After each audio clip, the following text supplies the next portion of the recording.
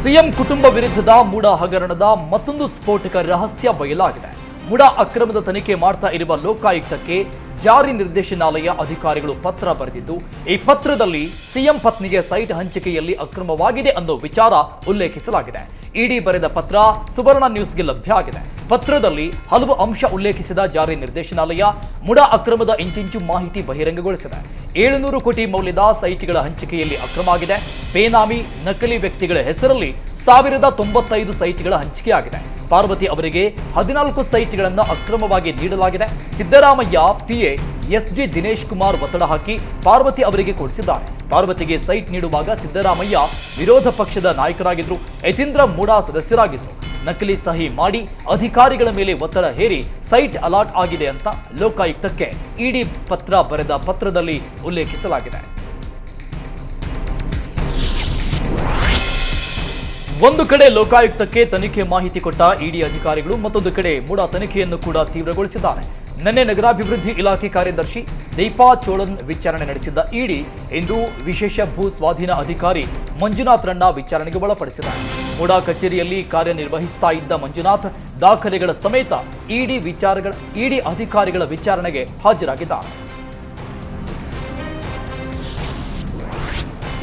ಮುಡಾ ತನಿಖೆ ಕುರಿತು ಲೋಕಾಯುಕ್ತಕ್ಕೆ ಇಡಿ ಪತ್ರ ಬರೆದಿದ್ದಕ್ಕೆ ಸಿಎಂ ಸಿದ್ದರಾಮಯ್ಯ ಕೆಂಡಾಮಂಡಲವಾಗಿದ್ದಾರೆ. ಇಡಿ ಬಂದಿರೋದು ರಾಜಕೀಯ ಪ್ರೇರಿತ. ನಾಳೆ ನ್ಯಾಯಾಲಯದಲ್ಲಿ ಕೇಸ್ ಬರ್ತಾ ಇದೆ. ಕೋರ್ಟ್ ಮೇಲೆ ಒತ್ತಡ ಹೇರಲು ಹೀಗೆ ಮಾಡ್ತಾ ಇದ್ದಾರೆ. ಲೋಕಾಯುಕ್ತ ಮುಡಾ ತನಿಖೆ ಮಾಡ್ತಾ ಇದೆ. ಇಡಿ ತನಿಖೆ ಮಾಡ್ತಾ ಇರೋದು ರಾಜಕೀಯ ಪ್ರೇರಿತ ಹಾಗೂ ದುರುದ್ದೇಶ. ಇಡಿ ತನಿಖೆ ಮಾಡಿ ಈಗ ಯಾಕೆ ಮಾಹಿತಿ ಸೋರಿಕೆ ಮಾಡ್ತಾ ಇದ್ದಾರೆ? ಇಡಿಗೆ ಮುಡಾ ತನಿಖೆ ಮಾಡಲು ಅಧಿಕಾರ ಇಲ್ಲ. ರಾಜ್ಯಪಾಲರು ತನಿಖೆ ಮಾಡಿ ಅಂತ ಲೋಕಾಯುಕ್ತಕ್ಕೆ ಹೇಳಿದ್ದಾರೆ ಎಂದು ಸಿಎಂ ಸಿದ್ದರಾಮಯ್ಯ ತಿಳಿಸಿದ್ದಾರೆ. ಮುಡಾದಲ್ಲಿ 700 ಕೋಟಿ ರೂಪಾಯಿ ಅವ್ಯವಹಾರ ಪ್ರಕರಣದ ಇಡಿ ವರದಿ ಬಗ್ಗೆ ಬಿಜೆಪಿ ಅಧ್ಯಕ್ಷ ವಿಜೇಂದ್ರ ಪ್ರತಿಕ್ರಿಯಿಸಿದ್ರು. ಬಡವರ ನಿವೇಶನಗಳನ್ನ ಬ್ರೋಕರ್ಗಳಿಗೆ ಹಂಚಿದ್ದಾರೆ. ಲೋಕಾಯುಕ್ತ ತನಿಖೆ ಯಾವ ರೀತಿ ನಡೀತಾ ಇದೆ ಗೊತ್ತಿದೆ ಅಂತ ಲೋಕಾಯುಕ್ತ ತನಿಖೆ ಬಗ್ಗೆ ವಿಜೇಂದ್ರ ಅನುಮಾನ ವ್ಯಕ್ತಪಡಿಸಿದ್ದಾರೆ. ಇಡಿ ಕಾಂಗ್ರೆಸ್ ನಾಯಕರನ್ನ ಟಾರ್ಗೆಟ್ ಮಾಡ್ತಿದೆ ಅಂತಾರೆ. ಸದ್ಯದಲ್ಲೇ ಇಡಿ ವಿರುದ್ಧ ಸಿಎಂ ಡಿಸಿಎಂ ಹೇಳಿಕೆ ನೀಡಲಿದ್ದಾರೆ ಅಂತ ಲೇವಡಿ ಮಾಡಿದ್ರು. ಸಿಎಂ ಸಿದ್ದರಾಮಯ್ಯ ಮುಡಾ ಹಗರಣವೇ ಆಗಿಲ್ಲ ಅಂತಿದ್ರು. ಬಳಿಕ 64 ಕೋಟಿ ಪರಿಹಾರ ಕೊಡಲಿ, ಹಿಂದಿರುಗಿಸ್ತೇನೆ ಅಂದ್ರು. ಸೈಟ್ ವಾಪಸ್ ಕೊಟ್ಟ ಮಾತ್ರಕ್ಕೆ ಕಳಂಕದಿಂದ ದೂರವಾಗಲ್ಲ ಅಂತ ಸಿಎಂ ಸಿದ್ದರಾಮಯ್ಯ ವಿರುದ್ಧ ವಿಜೇಂದ್ರ ಕಿಡಿಕಾರಿದ್ದಾರೆ. ಮೈಸೂರು ಮುಡಾ ಅಕ್ರಮ ರಾಜ್ಯದಾದ್ಯಂತ ಜಗಜ್ಜಾಹೀರು ಆಗ್ತಾ ಇದ್ದಂತೆ ರಾಜ್ಯ ಸರ್ಕಾರ ಎಚ್ಚೆತ್ತುಕೊಂಡಿದೆ. 48 ಸೈಟ್ಗಳ ಮಂಜೂರಾತಿ ಪ್ರಕ್ರಿಯೆಯನ್ನ ರಾಜ್ಯ ಸರ್ಕಾರ ತಡೆ ಹಿಡಿದಿದೆ. ಮಾಜಿ ಆಯುಕ್ತ ದಿನೇಶ್ ವಿರುದ್ಧ ಅಕ್ರಮ ಸೈಟ್ ಹಂಚಿದ ಆರೋಪ ಕೇಳಿಬಂದ ಹಿನ್ನೆಲೆಯಲ್ಲಿ 48 ಸೈಟ್ಗಳ ಮಂಜೂರಾತಿ ಪ್ರಕ್ರಿಯೆಗೆ ಸರ್ಕಾರ ತಡೆ ನೀಡಿದೆ. ಸರ್ಕಾರದ ನಡೆಯನ್ನ ಬಿಜೆಪಿ ಶಾಸಕ ಶ್ರೀವತ್ಸ ಸ್ವಾಗತಿಸಿದ್ದಾರೆ. ವಿವಾದಿತ ಸ್ಥಳಕ್ಕೆ ಬೇಲಿ ಹಾಕಬೇಕು. ಇಷ್ಟೆಲ್ಲ ರಾದ್ಧಾಂತಕ್ಕೆ ಕಾರಣವಾದ ಆಯುಕ್ತ ದಿನೇಶ್ ಕುಮಾರ್ ಬಂಧನ ಆಗಬೇಕು. ದಿನೇಶ್ ಕುಮಾರ್ ವಿರುದ್ಧ ಕ್ರಿಮಿನಲ್ ಕೇಸ್ ದಾಖಲಿಸಿ ತನಿಖೆ ನಡೆಸುವಂತೆ ಬಿಜೆಪಿ ಶಾಸಕ ಶ್ರೀವತ್ಸ ಒತ್ತಾಯಿಸಿದ್ದಾರೆ.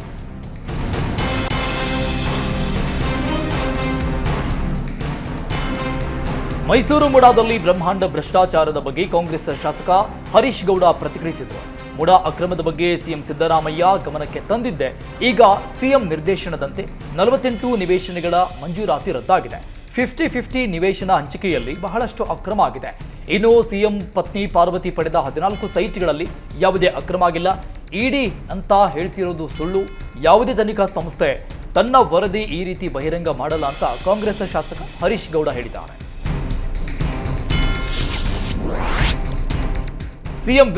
ಸಿಎಂ ಸಿದ್ದರಾಮಯ್ಯ ವಿರುದ್ಧ ಜೆಡಿಎಸ್ ಟ್ವೀಟ್ ಮೂಲಕ ವಾಗ್ದಾಳಿ ನಡೆಸಿತು. ನಾನು ಅಂತ ಮೆರಿತಾ ಇರುವ ಮುಡಾ ರಾಮಯ್ಯ ಪ್ರಭಾವ ಬೀರಿಯೇ ಪತ್ನಿಗೆ 14 ಸೈಟ್ ಮಂಜೂರು ಮಾಡಿಸಿದ್ದಾರೆ. ಮುಡಾದಲ್ಲಿ ಸಿದ್ದರಾಮಯ್ಯ ಪತ್ನಿ ಪಾರ್ವತಿ ಅವರಿಗೆ 14 ಸೈಟ್ಗಳ ಹಂಚಿಕೆಯಲ್ಲಿ ಅಕ್ರಮಗಳ ಸರಮಾಲೆಯೇ ನಡೆದಿದೆ. ಜೊತೆಗೆ ಸುಮಾರು 700 ಕೋಟಿ ಬ್ರಹ್ಮಾಂಡ ಭ್ರಷ್ಟಾಚಾರ ಆಗಿದೆ. ಬಹುಕೋಟಿ ಮುಡಾ ಹಗರಣದ ತನಿಖೆ ನಡೆಸ್ತಾ ಇರುವ ಇಡಿ ಹಲವು ಸ್ಫೋಟಕ ಮಾಹಿತಿಯನ್ನ ಹೆಕ್ಕಿ ಹೊರತಂದಿದೆ. ಇಡಿ ತನಿಖೆ ಮತ್ತು ಕಾನೂನಿನ ಸುರುಳಿ ಬಿಗಿಯಾಗ್ತಾ ಇದ್ದಂತೆ ಭ್ರಷ್ಟರಾಮಯ್ಯ ಜನರ ಅನುಕಂಪ ಗಿಟ್ಟಿಸಿಕೊಳ್ಳೋದಕ್ಕೆ ಸಮಾವೇಶದ ನೆಪದಲ್ಲಿ ಸದಾರಾಮೆ ನಾಟಕ ಮಾಡಲು ಹೊರಟಿದ್ದಾರೆ.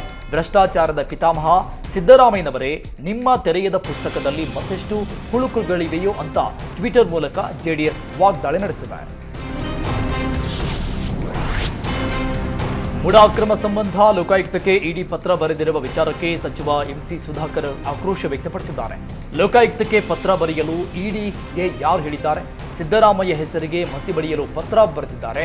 ಮುಡಾದಲ್ಲಿ ಎಲ್ಲ ಪಕ್ಷದ ನಾಯಕರು ಸೈಟ್ ಪಡೆದಿದ್ದಾರೆ. ಮೊದಲು ಅದನ್ನ ತನಿಖೆ ಮಾಡಲಿ. ಕೇವಲ ಒಂದೇ ದೃಷ್ಟಿಕೋನದಿಂದ ತನಿಖೆ ಮಾಡೋದು ಬೇಡ. ಯಡಿಯೂರಪ್ಪ, ಎಸ್ ಬೊಮ್ಮಾಯಿ ಅವರನ್ನೆಲ್ಲ ಬಿಡ್ತಾರೆ. ಸಿದ್ದರಾಮಯ್ಯ ವಿರುದ್ಧ ಮಾತ್ರ ತನಿಖೆ ಮಾಡ್ತಾ ಇದ್ದಾರೆ. ಇದೆಲ್ಲ ರಾಜಕೀಯ ಪ್ರೇರಿತವಾಗಿ ಮಾಡ್ತಾ ಇರೋದು ಅಂತ ವಾಗ್ದಾಳಿ ನಡೆಸಿದ್ದಾರೆ.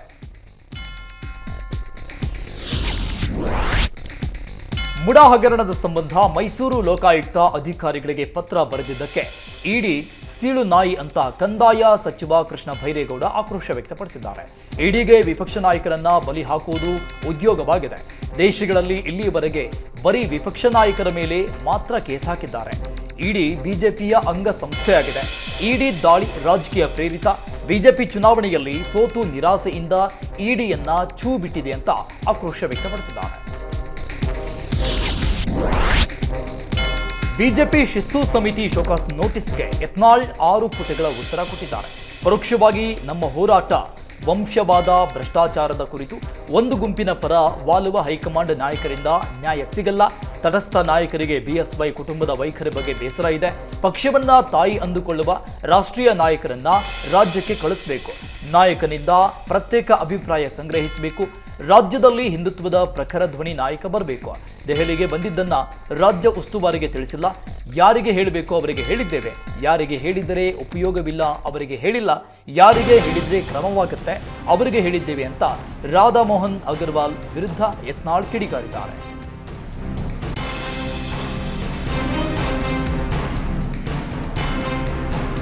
ವಿಜೇಂದ್ರ ವಕ್ಫ್ ಹೋರಾಟಕ್ಕೆ ಯತ್ನಾಳ್ ವ್ಯಂಗ್ಯವಾಡಿದ್ದಾರೆ. ವಿಜೇಂದ್ರ ಹೋಗಿ ನೋಡದೆ ಕಷ್ಟ ಗೊತ್ತಾಗಲ್ಲ. ನಾವು ಬೀದರ್ ರೈತರ ಜಮೀನಿಗೆ ಭೇಟಿ ನೀಡಿದ್ದೇವೆ. ಮಠ ಮಾನ್ಯಗಳಿಗೆ ಭೇಟಿ ಕೊಟ್ಟು ಬಂದಿದ್ದೇವೆ. ಈಗ ವಿಜೇಂದ್ರ ಓಡಾಡುವ ಅಗತ್ಯ ಇಲ್ಲ. ನಾವು ಎಲ್ಲವನ್ನು ಮುಗಿಸಿ ವರದಿ ಕೊಟ್ಟಿದ್ದೇವೆ. ನಮ್ಮ ರಾಜ್ಯಾಧ್ಯಕ್ಷರಿಗೆ ಈಗ ಜ್ಞಾನೋದಯವಾಗಿದೆ. ನಾವು ಹೊಂದಾಣಿಕೆ ಇಲ್ಲದೆ ಹೋರಾಡ್ತಾ ಇದ್ದೇವೆ. ರಾಜ್ಯದ ಜನತೆಗೆ ನಮ್ಮ ಹೋರಾಟ ತಿಳಿದಿದೆ. ವಿಜೇಂದ್ರ ನಮ್ಮ ವಕ್ಫ್ ಹೋರಾಟದಲ್ಲಿ ಭಾಗಿಯಾಗಲಿಲ್ಲ. ನಮ್ಮ ರಾಜ್ಯಾಧ್ಯಕ್ಷರಿಗೆ ಈಗ ಜ್ಞಾನೋದಯ ಆಗಿದೆ. ಹೋಗಿ ಸ್ವಲ್ಪ ಓಡಾಡಿಕೊಂಡು ಬರಲಿ ಅಂತ ವ್ಯಂಗ್ಯವಾಡಿದ್ದಾರೆ. ಬಿಜೆಪಿಯ ಬಣ ಬಡಿದಾಟಕ್ಕೆ ಹೈಕಮಾಂಡ್ ಎಂಟ್ರಿ ಕೊಟ್ಟರು. ಯತ್ನಾಳ್ ವಿಜೇಂದ್ರ ನಡುವಿನ ವಾಕ್ಸಮರ ಮಾತ್ರ ನಿಲ್ಲುವ ಲಕ್ಷಣಗಳು ಕಾಣಿಸ್ತಾ ಇಲ್ಲ.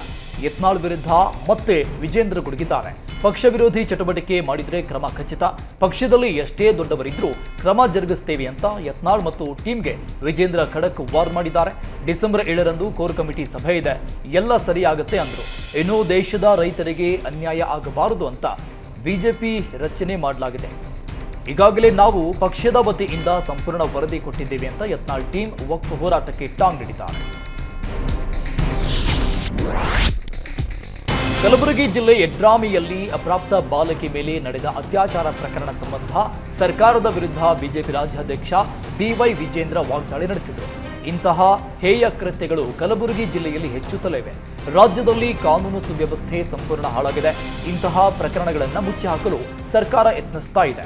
ಉಸ್ತುವಾರಿ ಸಚಿವ ಪ್ರಿಯಾಂಕ್ ಖರ್ಗೆ ಬಗ್ಗೆ ಜನ ನಂಬಿಕೆ ಕಳೆದುಕೊಂಡಿದ್ದಾರೆ. ಕಾಂಗ್ರೆಸ್ ಸರ್ಕಾರ ಅಧಿಕಾರಕ್ಕೆ ಬಂದ ಮೇಲೆ ಇಂತಹ ಹೇಯ ಕೃತ್ಯಗಳು ರಾಜ್ಯದಲ್ಲಿ ಜಾಸ್ತಿ ಆಗ್ತಿವೆ ಅಂತ ಕಿಡಿಕಾರಿದರು. ಬಿಜೆಪಿ ಹೈಕಮಾಂಡ್ ವಿರುದ್ಧ ಮಾಜಿ ಸಿಎಂ ಡಿಬಿ ಸದಾನಂದಗೌಡ ಅಸಮಾಧಾನ ವ್ಯಕ್ತಪಡಿಸಿದ್ದಾರೆ. ಬಿಜೆಪಿ ಬಣ ಬಡಿದಾಟದ ವಿರುದ್ಧ ಕ್ರಮಕ್ಕೆ ಮುಂದಾಗದ ಬಿಜೆಪಿ ಹೈಕಮಾಂಡ್ ವಿರುದ್ಧ ಗರಂ ಆದರು. ರಾಜ್ಯಾಧ್ಯಕ್ಷನ ಆಯ್ಕೆ ಮಾಡಿದ್ದು ಹೈಕಮಾಂಡ್, ವಿಪಕ್ಷ ನಾಯಕನ ಆಯ್ಕೆ ಮಾಡಿದ್ದು ಹೈಕಮಾಂಡ್. ಹೈಕಮಾಂಡ್ ಮೇಲೆ ನಮಗೆ ಕೋಪ ಇದೆ. ರಾಜ್ಯ ಬಿಜೆಪಿಯಲ್ಲಿ ಇಷ್ಟೆಲ್ಲ ಬೆಳವಣಿಗೆ ಆದ ಮೇಲೆ ಹೈಕಮಾಂಡ್ ಬರಬೇಕಾಗಿತ್ತು. ಆದರೆ ಈವರೆಗೂ ಹೈಕಮಾಂಡ್ ನಾಯಕರು ಯಾವುದೇ ಕ್ರಮ ಕೈಗೊಳ್ಳದಿರುವುದು ಬೇಸರ ತರಿಸಿದೆ ಅಂತ ಬಿಜೆಪಿ ಹೈಕಮಾಂಡ್ ವಿರುದ್ಧ ಅಸಮಾಧಾನ ಹೊರಹಾಕಿದ್ದಾರೆ. ಕಾಂಗ್ರೆಸ್ ಸರ್ಕಾರದ ವಿರುದ್ಧ ಬಿಜೆಪಿ ವಕ್ಫ್ ರಣಕಹಳೆ ಮೊಳಗಿಸಿದೆ. ಇಂದಿನಿಂದ ಬಿಜೆಪಿ 3 ತಂಡಗಳಾಗಿ ರಾಜ್ಯದಾದ್ಯಂತ ಹೋರಾಟಕ್ಕಿಳಿದಿದೆ. ಪರಿಷತ್ ವಿಪಕ್ಷ ನಾಯಕ ಚೆಲುವಾದಿ ನಾರಾಯಣಸ್ವಾಮಿ ನೇತೃತ್ವದಲ್ಲಿ ಹುಬ್ಬಳ್ಳಿಯಲ್ಲಿ ವಕ್ಫ್ ಹೋರಾಟ ನಡೀತಾ ಇದೆ.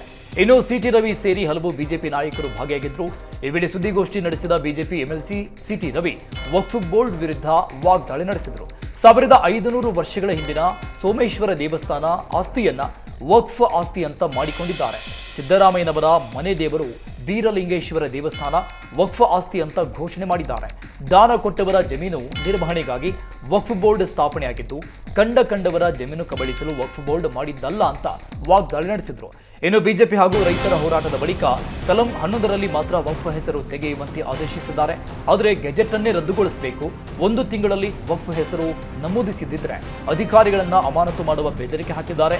ಹೀಗಾಗಿ ಕಾನೂನು ಬಾಹಿರ ಕೆಲಸ ಮಾಡಿದ ಜಮೀರನ್ನ ಸಂಪುಟದಿಂದ ವಜಾ ಮಾಡಬೇಕು ಅಂತ ಸಿಟಿ ರವಿ ಆಗ್ರಹಿಸಿದ್ದಾರೆ.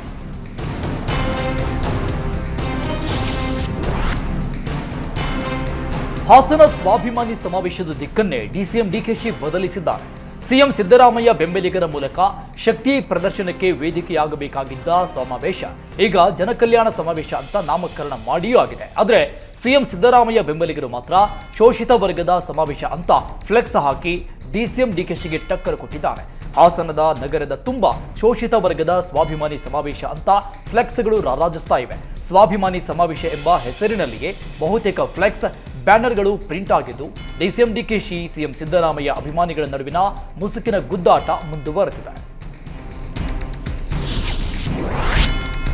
ಹಾಸನದಲ್ಲಿ ನಡೀತಾ ಇರುವ ಕಾಂಗ್ರೆಸ್ ಸಮಾವೇಶದ ಹೆಸರು ಬದಲಾವಣೆ ವಿಚಾರಕ್ಕೆ ಸಚಿವ ಸತೀಶ್ ಜಾರಕಿಹೊಳಿ ಪ್ರತಿಕ್ರಿಯಿಸಿದರು. ಹೆಸರು ಬದಲಾವಣೆ ಏನು ವ್ಯತ್ಯಾಸ ಆಗುವುದಿಲ್ಲ, ಲೀಡರ್, ವಿಚಾರ, ಐಡಿಯಾಲಜಿ ಎಲ್ಲ ಒಂದೇ, ಆದರೆ ಬ್ಯಾನರ್ ಮಾತ್ರ ಚೇಂಜ್ ಆಗಿದೆ. ಅಹಿಂದ ಅಂದ್ರೆ ಕಾಂಗ್ರೆಸ್, ಅಹಿಂದದವರು ಕಾಂಗ್ರೆಸ್ ಬಿಟ್ಟಿಲ್ಲ, ಸಿದ್ದರಾಮಯ್ಯ ಕಾಂಗ್ರೆಸ್ನಲ್ಲೇ ಇದ್ದಾರೆ, ಲಾಭ ಕೂಡ ಕಾಂಗ್ರೆಸ್ಗೆ ಆಗುತ್ತೆ. ಕಾರ್ಯಕ್ರಮ ಮಾಡಿದ್ರೆ ಹೆಸರು ಯಾರಿಗೆ ಬರಬೇಕೋ ಬರುತ್ತೆ, ಆದರೆ ಸಮಾವೇಶದ ಹೆಸರು ಬದಲಾವಣೆ ಬಗ್ಗೆ ಯಾರನ್ನ ಕೇಳಬೇಕು ಅವರನ್ನು ಕೇಳಿ. ಸಮಾವೇಶವನ್ನ ಡಿಕೆಶಿ ಮಾಡಿದ್ರು ಕಾಂಗ್ರೆಸ್ ಪರವಾಗಿಯೇ ಮಾಡುವುದು, ನಾವು ಅಹಿಂದ ಸಮಾವೇಶ ಮಾಡಿದ್ರು ಕಾಂಗ್ರೆಸ್ಗಾಗಿಯೇ ಮಾಡುವುದು ಅಂತ ಹೇಳಿದ್ದಾರೆ. ನಾಳೆ ಹಾಸನದಲ್ಲಿ ನಡೀತಾ ಇರುವ ಕಾಂಗ್ರೆಸ್ ಜನಕಲ್ಯಾಣ ಸಮಾವೇಶಕ್ಕೆ ಮಾಜಿ ಸಚಿವ ಎಚ್.ಡಿ. ರೇವಣ್ಣ ಟಾಂಗ್ ಕೊಟ್ಟರು. ಇದಕ್ಕೆಲ್ಲ ನಾವು ತಯಾರಿದ್ದೇವೆ, ಯಾವುದಕ್ಕೂ ಹೆದರೋಲ್ಲ, ಕಾಂಗ್ರೆಸ್ ಸಮಾವೇಶಕ್ಕೆ ನಾವು ತಲೆ ಕೆಡಿಸಿಕೊಳ್ಳಲ್ಲ. ಜೆಡಿಎಸ್ ಟಾರ್ಗೆಟ್ ಮಾಡಿದ್ದಕ್ಕೆ 2018ರಲ್ಲಿ ಏನಾಯಿತು? ಕಾಂಗ್ರೆಸ್ನವರು ಕೊನೆಗೆ ದೇವೇಗೌಡರ ಬಳಿನೇ ಬರಬೇಕಾಯಿತು. ಕುಮಾರಣ್ಣ, ದೇವೇಗೌಡರು ನಾನು ಸೇರಿ 2028ರಲ್ಲಿ ಉತ್ತರ ಕೊಡ್ತೀವಿ, ಸಮಾವೇಶ ಮಾಡಲಿ, ಹಾಸನ ಜಿಲ್ಲೆ ಅಭಿವೃದ್ಧಿ ಮಾಡಲಿ, 50 ವರ್ಷದಲ್ಲಿ ಕಾಂಗ್ರೆಸ್ ಏನೂ ಮಾಡಿಲ್ಲ, ಈಗಲಾದರೂ ಅಭಿವೃದ್ಧಿ ಮಾಡಲಿ ಅಂತ ಕಾಂಗ್ರೆಸ್ ವಿರುದ್ಧ ರೇವಣ್ಣ ಕಿಡಿಕಾರಿದ್ದಾರೆ. ಕಾಂಗ್ರೆಸ್ ಸರ್ಕಾರದಲ್ಲಿ ಮುಖ್ಯಮಂತ್ರಿ ಹುದ್ದೆಯ ಅಧಿಕಾರ ಹಂಚಿಕೆ ಬಗ್ಗೆ ಮತ್ತೆ ಚರ್ಚೆ ಶುರುವಾಗಿದೆ. ಅಧಿಕಾರ ಹಂಚಿಕೆಯ ಒಪ್ಪಂದ ಆಗಿರುವುದು ನಿಜ, ಸಮಯ ಬಂದಾಗ ಆ ಬಗ್ಗೆ ಮಾತನಾಡುವೆ ಎಂಬ ಡಿಸಿಎಂ ಡಿಕೆ ಶಿವಕುಮಾರ್ ಹೇಳಿಕೆಗೆ ಸಿಎಂ ಸಿದ್ದರಾಮಯ್ಯ ತಿರುಗೇಟು ಕೊಟ್ಟಿದ್ದಾರೆ. ನಮ್ಮ ಮಧ್ಯೆ ಯಾವ ಒಪ್ಪಂದವೂ ಆಗಿಲ್ಲ, ಹೈಕಮಾಂಡ್ ತೀರ್ಮಾನದಂತೆ ನಡೆದುಕೊಳ್ಳುತ್ತೇವೆ ಎಂದರು. ನಮ್ಮ ನಡುವೆ ಒಪ್ಪಂದ ಆಗಿದೆ, ಹೈಕಮಾಂಡ್ಗೆ ಬ್ಲಾಕ್ ಮೇಲ್ ಮಾಡಲ್ಲ ಎಂದಿದ್ದ ಡಿಕೆಶಿಗೆ ಸಿಎಂ ಸಿದ್ದರಾಮಯ್ಯ ಟಾಂಗ್ ಕೊಟ್ಟಿದ್ದಾರೆ. ಸಚಿವ ಸಂಪುಟ ಪುನಾರಚನೆ ಮೇಲೆ ಕಣ್ಣಿಟ್ಟವರಿಗೆ ಸಿಎಂ ಸಿದ್ದರಾಮಯ್ಯ ಶಾಕ್ ನೀಡಿದ್ದಾರೆ. ಸದ್ಯಕ್ಕೆ ಸಚಿವ ಸಂಪುಟ ಪುನಾರಚನೆ ಆಗಲ್ಲ ಅಂತ ಮಂಡ್ಯದಲ್ಲಿ ಸಿಎಂ ಸಿದ್ದರಾಮಯ್ಯ ಸ್ಪಷ್ಟನೆ ಕೊಟ್ಟರು. ಸಂಪುಟ ಪುನಾರಚನೆ ಬಗ್ಗೆ ಯಾರು ಹೇಳ್ತಾರೆ ಅನ್ನೋದು ಮುಖ್ಯ ಅಲ್ಲ, ಪುನಾರಚನೆ ಬಗ್ಗೆ ನಾನು ಈವರೆಗೂ ಹೇಳಿಲ್ಲ, ಸಂಪುಟದ ಬಗ್ಗೆ ಹೈಕಮಾಂಡ್ ಸೂಚನೆ ಕೊಡಬೇಕು, ಹೈಕಮಾಂಡ್ ಹೇಳಿದ ಬಳಿಕ ನಾನು ನಿರ್ಧಾರ ಮಾಡಬೇಕು ಅಂತ ಮಂಡ್ಯದಲ್ಲಿ ಸಂಪುಟ ಪುನಾರಚನೆ ಬಗ್ಗೆ ಸಿಎಂ ಮತ್ತೊಮ್ಮೆ ಸ್ಪಷ್ಟನೆ ಕೊಟ್ಟಿದ್ದಾರೆ.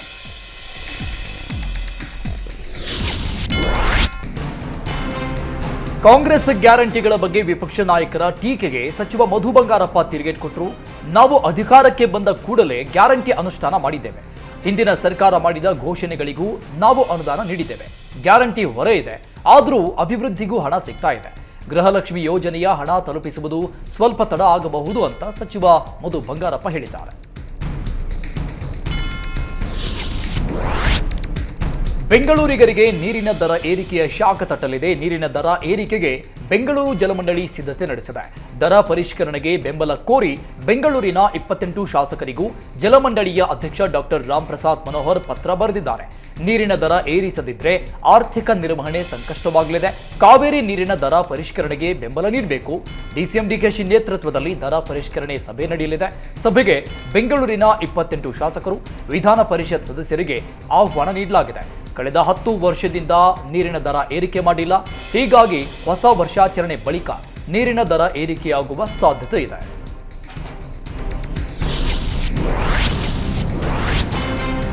ಕುಂದಾನಗರಿ, ಬೆಳಗಾವಿಯಲ್ಲಿ ಪುಂಡ ಪೋಖರಿಗಳ ಹಾವಳಿ ಹೆಚ್ಚಾಗಿದೆ. ಹಾಡ ಹಗಲೇ ಪೊಲೀಸ್ ಠಾಣೆ ಎದುರು ರಾಜಾರೋಷವಾಗಿ ಎಣ್ಣೆ ಪಾರ್ಟಿ ಮಾಡಿದ್ದ ಪುಂಡಾಟ ಮೆರೆದಿದ್ದಾರೆ. ಬೆಳಗಾವಿ ಜಿಲ್ಲೆಯ ಗೋಕಾಕ ಶಹರ ಪೊಲೀಸ್ ಠಾಣೆಗೆ ಹೋಗುವ ನಡು ರಸ್ತೆಯಲ್ಲೇ ಕುಳಿತು ಮದ್ಯಪಾನ ಮಾಡಿದ್ರೆ ಮತ್ತೊಬ್ಬ ಕುಡಿದ ನಶೆಯಲ್ಲಿ ಠಾಣೆ ಎದುರು ಗಾಢ ನಿದ್ರೆಗೆ ಜಾರಿದ್ದಾನೆ. ಪುಂಡ ಪೋಖರಿಗಳಿಗೆ ಗೋಕಾಕ ಶಹರ ಪೊಲೀಸರ ಬಗ್ಗೆ ಭಯ ಇಲ್ಲದಂತಾಗಿದೆ. ಪುಂಡ ಪೋಖರಿಗಳು ಠಾಣೆ ಎದುರೇ ರಾಜಾರೋಷವಾಗಿ ಎಣ್ಣೆ ಪಾರ್ಟಿ ಮಾಡ್ತಾ ಇದ್ರು ಪೊಲೀಸರ ದಿವ್ಯ ಮೌನಕ್ಕೆ ಸಾರ್ವಜನಿಕರು ಆಕ್ರೋಶ ವ್ಯಕ್ತಪಡಿಸಿದ್ದಾರೆ.